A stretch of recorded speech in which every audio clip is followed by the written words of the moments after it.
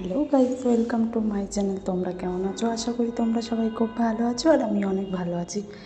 দেখতেই পাচ্ছ ডেলিভারির পরে আমি সারাদিন কি খাই সেগুলো তোমাদের সাথে শেয়ার করছি। প্রথমে মর্নিংয়েই হরলিক্স আর বিস্কুট খেলাম, তারপর সকালবেলার ব্রেকফাস্ট কালো জিরে রসুন বাটা, 2টো ডিম, একটা আলু সেদ্ধ আর ঘি। এগুলো খাওয়া খুব ভালো, কারণ কাটা ঘা এগুলো শুকিয়ে যাবে তাড়াতাড়ি।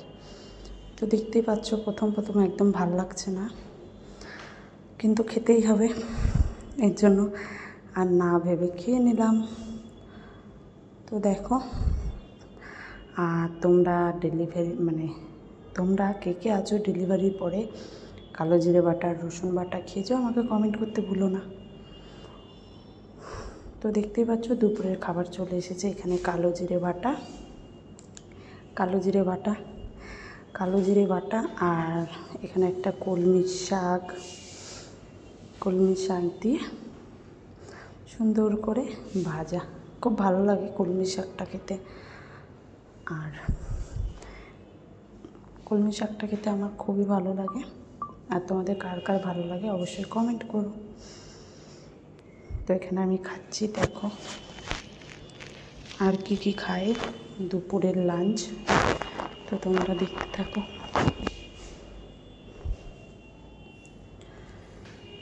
তো তেল মশলা একদম চলবে না আমার, যার জন্য আর এখানে একটা লাউ শাক পেঁপে এগুলো দিয়ে একটা তরকারি, আর এখানে একটা স্যুপ, মাটন, গাজর, পেঁপে, একটা আলু দিয়ে স্যুপ করা হয়েছে। তো চলো খাই, কারণ আমি এখন তেল মশলা খেলে আমার বাবুর পেটে ব্যথা করবে, এর জন্য আমি তেল মশলা এখন খেতে পারবো না।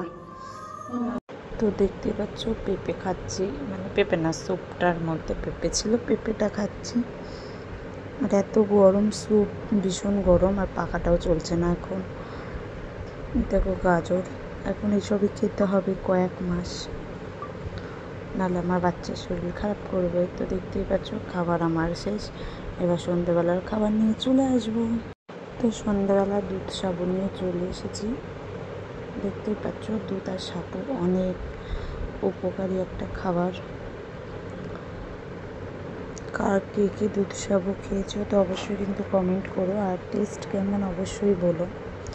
আমার সন্ধ্যেবেলার টিফিন আপাতত দুধ সাবু দিয়েই চলে। তো দেখো গরম বলে ফু দিয়ে খাচ্ছি, আর এক সাইড হয়ে গেছে ক্যামেরা, তো ভীষণ গরম, এর জন্য আমি অল্প।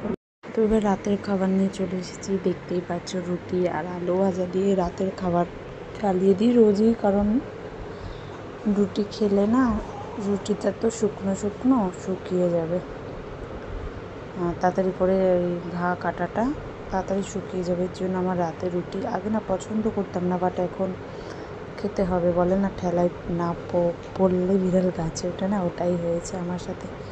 তো চলো আজকে ব্লগটা কেমন লাগলো কমেন্ট করতে ভুলো না। টাটা।